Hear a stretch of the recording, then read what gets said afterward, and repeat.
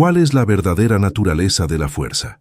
No es una pregunta para ser respondida con palabras, sino con acciones forjadas en el crisol del conflicto más puro. Imagina las desoladas y lluviosas montañas de los Brecon Beacons, en Gales, Reino Unido. Este es el infierno verde, el terreno de prueba de la selección del SAS, Special Air Service, uno de los cursos de fuerzas especiales más brutales y legendarios del mundo. El ambiente es de un sufrimiento constante y deliberado, una niebla tan espesa que se siente como un sudario húmedo, un viento helado que corta la piel y un barro hasta las rodillas que intenta succionarte hacia las entrañas de la tierra. El silencio es profundo, roto solo por el jadeo agónico de los soldados. Un grupo de élite de oficiales internacionales ha sido invitado a participar en la Semana del Infierno, una prueba de resistencia y navegación diseñada para quebrar al 90% de los participantes. En este paisaje de hostilidad cruda y húmeda, el contraste es absoluto. La presencia de soldados británicos, estadounidenses y noruegos, hombres grandes forjados en climas fríos, se enfrenta a la figura de una joven oficial mexicana, completamente fuera de su elemento geográfico y cultural. Ella es la teniente Isabel Isi Luna. A sus 26 años, esta oficial de las Fuerzas Especiales de la Marina de México es una experta en supervivencia y navegación, pero en los terrenos áridos y las altas montañas de su país. Aquí, en este pantano galés, es una extranjera en una tierra que parece diseñada para rechazarla, una pieza que no encaja en el rompecabezas de la élite militar occidental. Isabel no es físicamente imponente, es de complexión compacta, fibrosa y resistente, un cuerpo construido para la resistencia, no para la explosión. Su rostro, con pómulos marcados herencia de sus ancestros y curtido por el sol de México, es una máscara de una calma casi estoica. Esta serenidad es constantemente malinterpretada por sus instructores británicos como falta de espíritu, como el primer signo de agotamiento. Sus ojos oscuros, sin embargo, desmienten esa idea. Son increíblemente observadores, constantemente analizando el terreno, el patrón de la lluvia, las pequeñas debilidades en la postura de los otros soldados. No se mueve como una máquina de guerra, sino como una parte silenciosa y atenta de la naturaleza misma. Su contradicción interna es profunda.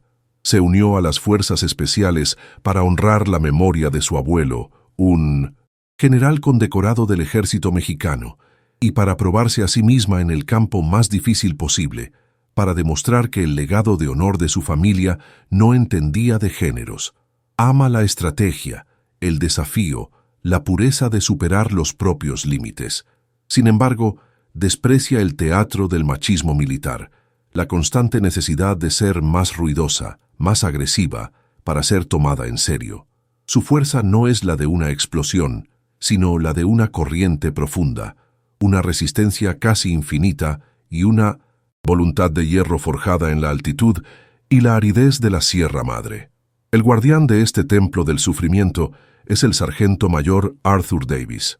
A sus 40 años, es un instructor del SAS, una leyenda, un hombre que ha sobrevivido a conflictos en todos los rincones del mundo y que ve el dolor no como un obstáculo, sino como la única herramienta válida para forjar a un verdadero soldado. Es el hombre que decide quién es digno de pertenecer a la élite de la élite. Su palabra es ley, su juicio, inapelable. Es un hombre curtido por el viento y la guerra, con una voz que suena como grava siendo arrastrada por un río y una mirada que puede congelar la voluntad del más valiente. Para él, la debilidad es un pecado que debe ser purgado. Su prejuicio hacia Isabel no es necesariamente malicioso o personal, es, desde su punto de vista, un producto pragmático de su vasta experiencia. Cree firmemente que solo un tipo específico de persona, con una dureza física y mental específica, con una capacidad para la agresión controlada, puede sobrevivir en este entorno y en el campo de batalla real. E Isabel Luna, con su calma, su físico menudo y su enfoque analítico, simplemente no encaja en ese molde. No la ve como una soldado, la ve como una invitada, una anomalía, un error de cálculo del programa de intercambio que la montaña tarde o temprano corregirá. La Semana del Infierno ha sido un filtro brutal. De los 40 oficiales internacionales que comenzaron, solo quedan 8. Isabel ha sobrevivido, para sorpresa de Davis y de muchos otros. Ha superado las pruebas de combate, las de interrogatorio, las de supervivencia, pero lo ha hecho a su manera, con inteligencia, con una gestión de energía impecable, con una resistencia silenciosa que ha desconcertado a los instructores. No ha mostrado la agresividad explosiva que ellos valoran, pero siempre ha cumplido la misión. Ahora llega la prueba final, la que separa a los soldados de los dioses. La larga marcha. Una prueba diseñada no solo para agotar el cuerpo, sino para aniquilar el alma. La prueba es simple en su concepción y diabólica en su ejecución.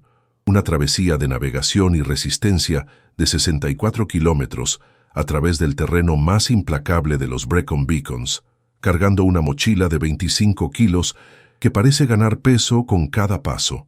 Todo debe completarse en menos de 20 horas. Es una prueba de fuerza, sí, pero sobre todo es una prueba de navegación bajo un estrés extremo, con el cerebro privado de 1900, sueño y glucosa, y una prueba de la voluntad humana en su forma más pura. Es el examen final del infierno, y el examinador es la propia montaña, con el sargento Davis como su cruel supervisor. Han pasado 18 horas. La lluvia no ha cesado ni un instante. Isabel está al límite de sus fuerzas. La hipotermia es una garra helada que se aferra a su espalda, y el agotamiento es un veneno que se ha extendido por cada fibra de su cuerpo. Sus pasos son lentos, casi arrastrados. Sabe que está peligrosamente cerca del límite de tiempo. Y entonces, de la niebla espesa como un fantasma, una aparición del infierno, emerge una figura. Es el sargento mayor Davis. Camina a su lado, sin mochila, con una facilidad insultante, su rostro impasible. No ha venido a ofrecer ánimo. Ha venido a presenciar el colapso que ha estado esperando toda la semana. Observa su estado, la forma en que sus hombros se hunden bajo el peso de la mochila, el temblor incontrolable de sus manos. Se inclina hacia ella, su rostro a centímetros del de ella, y su voz cortando el silbido del viento, es un misil de desprecio diseñado para dar en el blanco de su agotamiento. «Ríndete, Luna», le grita, la palabra Luna pronunciada con una burla sutil. «Ya has tenido suficiente. Esta montaña se come a las niñas bonitas para desayunar. No tienes nada que demostrar. La humillación es total. La ha despojado de su rango, de su identidad como soldado, y la ha reducido a un estereotipo de género, a una niña bonita que se ha perdido en el mundo de los hombres. La frase final es la que busca romperla. Toca la campana, nadie te culpará. Tocar la campana es la jerga para rendirse, para admitir la derrota. Es la máxima ofensa. No es una sugerencia, es una orden velada que la despoja de su identidad como guerrera y la reduce a la debilidad que él siempre vio en ella. Isabel, en ese momento, tropieza, no por la orden, sino por el puro agotamiento. Cae de rodillas en el barro helado. Su cabeza se inclina hacia adelante. Por un momento eterno, considera rendirse. El dolor es insoportable. La calidez de un vehículo, el fin del sufrimiento, es una tentación casi irresistible. Pero entonces, las palabras de Davis, niñas bonitas, resuenan en su cabeza, y no encienden el dolor de la ofensa, sino una llama de furia helada que comienza a arder en lo más profundo de su ser. La humillación se convierte, irónicamente, en su última reserva de energía, un combustible que no sabía que poseía. La marcha deja de ser una prueba contra el reloj o contra la montaña. Se ha convertido en una guerra personal contra ese hombre y todo lo que él representa. Se levanta, lenta, dolorosamente, no por disciplina, no por el honor de su abuelo. Se levanta por puro y obstinado desafío. No va a terminar la prueba, va a ganarla, y va a hacer que él se trague cada una de sus palabras. El rostro de Davis no mostró sorpresa, sino una especie de decepción profesional. Esperaba lágrimas, la rendición que confirmaría su juicio. En cambio, vio a una mujer levantarse del barro, con los ojos ardiendo con una nueva y peligrosa luz. Isabel no dijo una palabra. Simplemente se ajustó la mochila sobre sus hombros doloridos, sacó su brújula y sin dirigirle una sola mirada reanudó la marcha. Su ritmo era lento, sí, pero había algo diferente en su paso. Ya no era el arrastre de una superviviente al borde del colapso. Era la zancada deliberada y pesada de alguien que ha encontrado una nueva razón para luchar, una razón más poderosa que el simple deseo de terminar. El conflicto externo se intensificó. La montaña, como si respondiera a la nueva tensión, pareció volverse más hostil. La lluvia se convirtió en un aguacero helado y el viento aullaba con una furia renovada. El peso de la mochila de 25 kilos se sentía ahora como el de un piano, cada correa una cuchilla que se clavaba en sus hombros. Y ahora tenía un nuevo adversario, el sargento Davis, que la seguía de cerca, una presencia silenciosa y juzgadora en la niebla, esperando su colapso final, esperando el momento en que la furia de ella se consumiera y la realidad del dolor la aplastara definitivamente. Era una guerra de desgaste en el escenario más brutal del planeta. La batalla interna de Isabel era una tormenta que hacía parecer al clima galés una simple llovizna. Cada fibra de su cuerpo, cada músculo, cada articulación, le gritaba que se detuviera. El dolor era un ruido blanco, constante y ensordecedor, pero luchaba contra él con la voz de su orgullo, una voz que se negaba a ser silenciada por el desprecio de Davis. Tenía que usar su ira, no como un fuego que la consumiera en un estallido de energía inútil, sino como el núcleo de un reactor nuclear, una fuente de calor constante y controlado que la mantuviera en movimiento, un paso a la vez. ¿Puede la voluntad realmente conquistar la fisiología? Si crees en el poder de la mente para someter el dolor y quieres ser testigo de la resistencia en Pintusins, su forma más pura, suscríbete a este canal. Recordó las lecciones de su abuelo, no las de honor, sino las de estrategia. Cuando el enemigo es más fuerte, no lo enfrentes de frente, Isabel, le decía mientras jugaban al ajedrez en el porche. Hazlo perseguir sombras, hazlo gastar su energía en la dirección equivocada. La fatiga es el mejor aliado del estratega. Y en ese momento, en medio de la niebla y la hipotermia, Isabel comenzó a jugar una partida de ajedrez. Dejó de navegar por la ruta más obvia, la que seguía el valle. Comenzó a tomar pequeños desvíos, a subir y bajar por laderas cortas pero empinadas, a moverse de una manera que era, en teoría, menos eficiente. Davis, siguiéndola, frunció el ceño, confundido. ¿Qué estaba haciendo? ¿El agotamiento finalmente había afectado su juicio? ¿Se había perdido? Pero él, por su rol de supervisor, estaba obligado a seguirla, a mantenerse a una distancia prudencial. No se dio cuenta de que Isabel no estaba perdida. Lo estaba guiando. Lo estaba obligando a él, con su cuerpo más grande y pesado, a realizar un esfuerzo mucho mayor, a gastar su energía en un terreno que ella, con su complexión más ligera y su experiencia en montañas, podía manejar con una relativa mayor facilidad. La presa se había convertido en la cazadora, y la caza era una de agotamiento. La ironía de la situación era brutal. El poderoso instructor del SAS, el hombre que caminaba sin peso, estaba siendo llevado a su límite por la misma niña bonita a la que había intentado quebrar. Isabel, a pesar de su propio dolor, encontraba una fuerza perversa en el sonido del jadeo cada vez más audible de Davis detrás de ella. No estaba solo luchando por sobrevivir, estaba activamente contraatacando, usando la única arma que tenía, su inteligencia táctica y su profundo conocimiento de cómo la geografía afecta la fisiología humana. Estaba convirtiendo la montaña en su cómplice, en su arma contra su torturador. El punto de control final estaba a solo 5 kilómetros de distancia, pero eran los 5 kilómetros más largos del mundo. La ruta oficial implicaba un último y largo ascenso por una ladera expuesta al viento. Era la última pared, el último filtro. Isabel sabía que si seguía esa ruta, estaría en una competencia directa de fuerza y resistencia contra los otros soldados que quedaban y contra el propio Davis. Y en una competencia directa de fuerza, ella podría perder.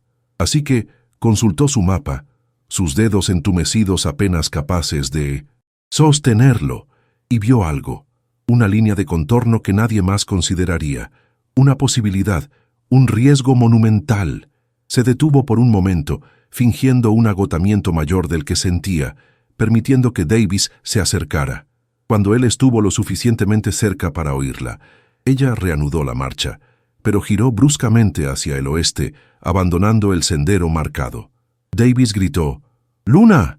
¡El camino es por aquí! ¿Estás ciega además de débil?». Pero Isabel no respondió.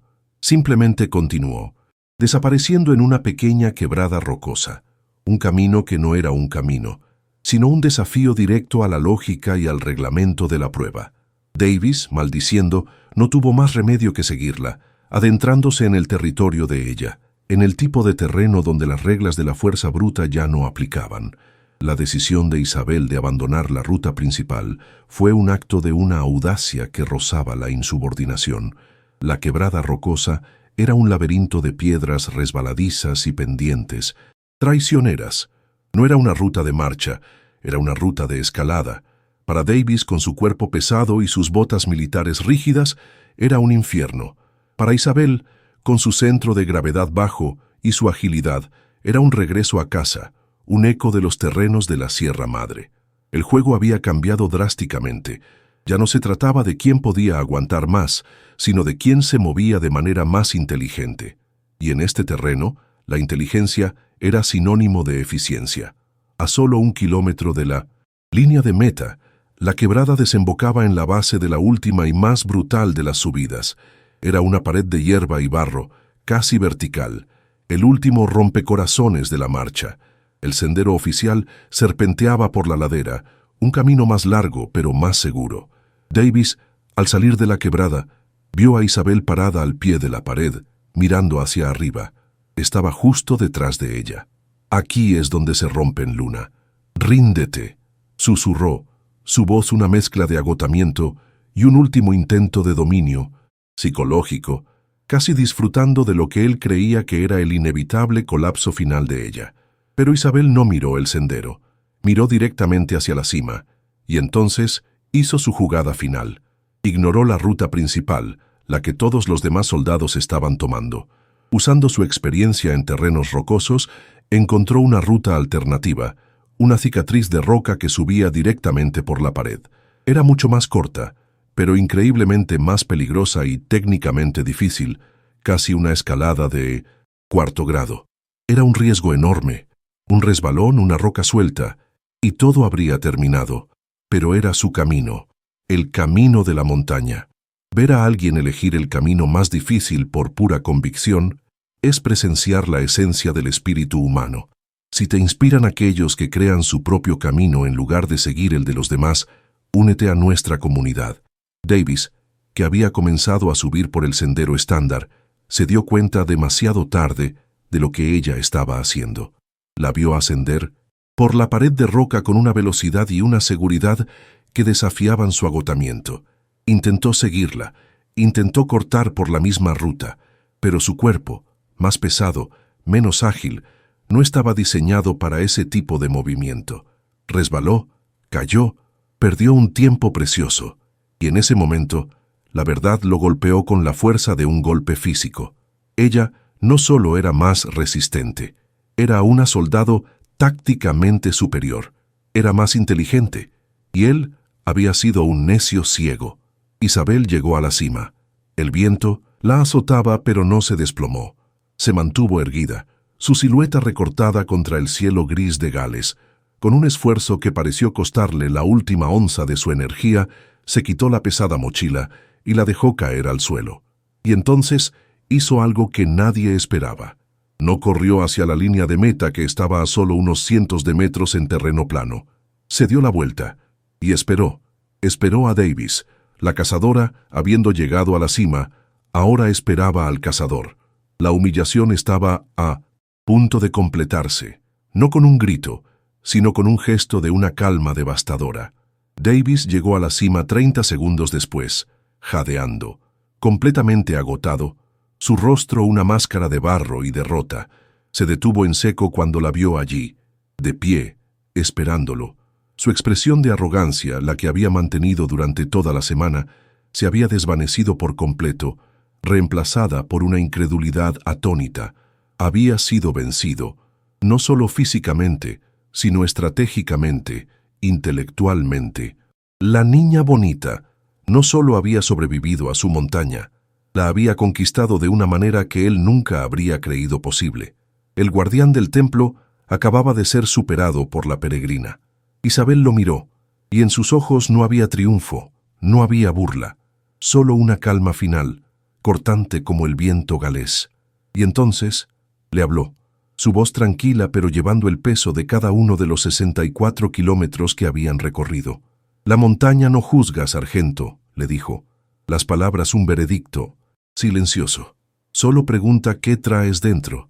Sin esperar una respuesta, se dio media vuelta, se colgó la mochila al hombro y comenzó a caminar, lenta pero firmemente, hacia la línea de meta, dejándolo solo en la cima, con el eco de sus palabras y el peso de su propia y monumental equivocación. Isabel cruzó la línea de meta. No hubo un estallido de celebración. Simplemente se quitó la mochila, se sentó en el suelo empapado y por primera vez dejó que su cuerpo se rindiera al agotamiento. Había terminado. Los médicos se apresuraron a atenderla, envolviéndola en mantas térmicas. Su tiempo oficial apareció en el marcador, 19 horas y 42 minutos. No solo había completado la prueba dentro del límite, lo había hecho con uno de los mejores tiempos registrados en la historia del curso para un participante internacional, y fue la primera mujer extranjera en lograrlo. El asombro, entre los otros instructores del SAS, fue total. La anomalía se había convertido en una leyenda. En la ceremonia de graduación, unos días después el ambiente era tenso. Por protocolo era el sargento mayor Davis quien debía entregar la codiciada boina de color arena del SAS, la insignia del curso, a los pocos que se habían graduado. Cuando llegó el turno de Isabel, un silencio expectante cayó sobre la sala. Davis tomó la boina. Se paró frente a ella. Por un momento, sus miradas se encontraron. El apretón de manos fue firme, un reconocimiento silencioso y humillante de su error. «Bien hecho, teniente», dijo, su voz apenas un susurro, pero en esas dos palabras había un universo de respeto recién ganado. La hazaña de Isabel no pudo ser contenida. La historia de la Reina del Infierno, como la apodaron sus compañeros, se extendió por la comunidad de fuerzas especiales de todo el mundo.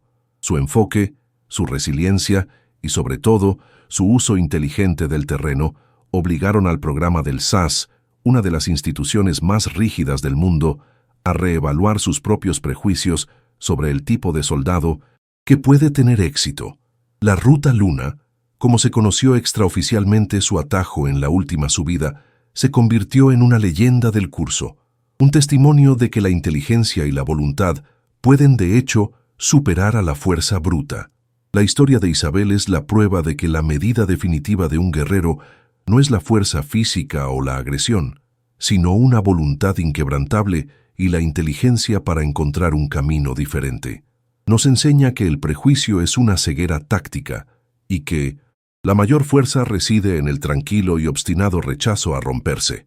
Su victoria no fue solo personal, fue una victoria para cada soldado que alguna vez ha sido subestimado, para cada persona a la que le han dicho que no encaja en el molde.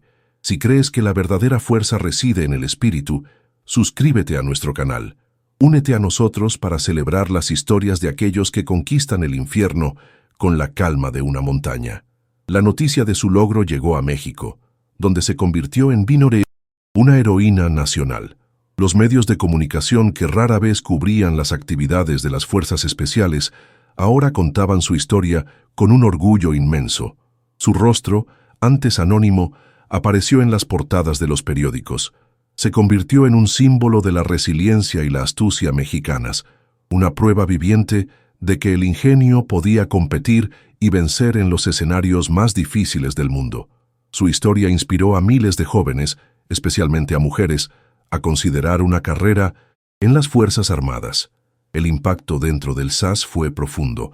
El sargento Davis solicitó un traslado, admitiendo en su informe que sus métodos y sus prejuicios se habían vuelto obsoletos. El curso de selección comenzó a incorporar nuevos módulos de navegación no convencional y de gestión de la energía, basados en los principios que Isabel había demostrado. La dureza ya no se medía solo en la capacidad de aguantar el castigo, sino también en la capacidad de pensar creativamente bajo una presión extrema. La niña bonita había obligado a la institución más dura del mundo a volverse más inteligente. Para Isabel, el mayor triunfo no fue la boina ni el reconocimiento, fue la validación de la filosofía de su abuelo. Fue la prueba de que el honor, la inteligencia y la resistencia eran armas tan poderosas como cualquier rifle. Regresó a México no como una conquistadora, sino como una peregrina que había completado su viaje. Había enfrentado el infierno, no con fuego, sino con la calma de una montaña, y había salido del otro lado no solo intacta, sino más fuerte, más sabia y más segura de quién era y de lo que representaba. El legado de su hazaña se convirtió en una fuente de inspiración duradera. Demostró que las barreras más grandes no son las montañas ni los enemigos, sino los prejuicios que llevamos dentro. Su historia se convirtió en un recordatorio de que la verdadera diversidad en cualquier campo, especialmente en los más exigentes, no es una cuestión de cuotas, sino una necesidad estratégica. Las perspectivas diferentes, las habilidades diferentes, las historias diferentes, son las que conducen a la innovación y a la victoria. Isabel Luna no solo ganó una carrera, abrió un nuevo camino para todos los que vendrían detrás de ella. La capitana Isabel Luna, 2 años después, se encuentra en el nuevo y vanguardista Centro de Entrenamiento de Fuerzas Especiales de la Marina de México en Baja California, un centro que ella misma ayudó a diseñar basándose en su experiencia. Observa a un joven y prometedor recluta, grande y fuerte, a punto de rendirse durante una prueba de resistencia en el desierto. El recluta la mira, con la desesperación en los ojos. «No puedo más, mi capitana, el cuerpo no me da». Isabel, en lugar de gritarle, se acerca, se arrodilla a su lado y le dice en voz baja pero firme: «El cuerpo se rinde 1000 veces, la mente solo se rinde una vez. No dejes que hoy sea ese día». Su nuevo rol como instructora jefe le permitió moldear a una nueva generación de guerreros. Su filosofía, que combinaba la dureza física con la agilidad mental y la inteligencia emocional, se convirtió en el sello distintivo de las Fuerzas Especiales mexicanas. Enseñaba a sus reclutas no solo a luchar contra el enemigo, sino a entenderlo, no solo a sobrevivir en el terreno, sino a convertirse en parte de él. Su centro de entrenamiento se hizo famoso internacionalmente, y soldados de todo el mundo, incluidos los del SAS británico, venían a aprender de la mujer que había conquistado el infierno galés.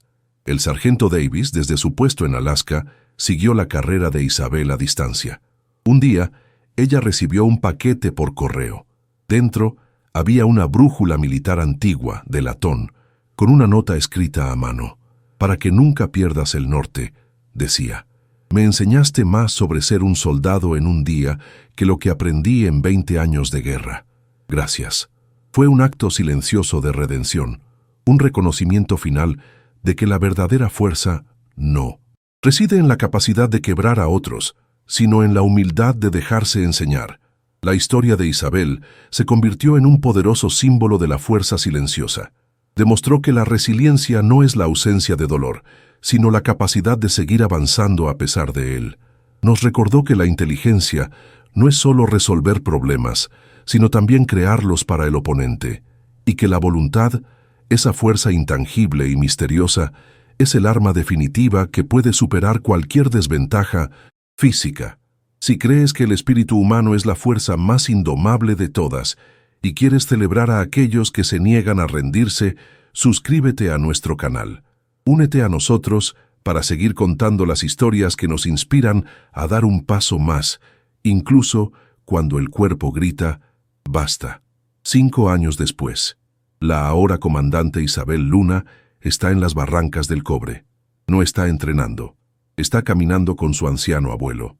Se detienen en un mirador, observando la inmensidad del cañón.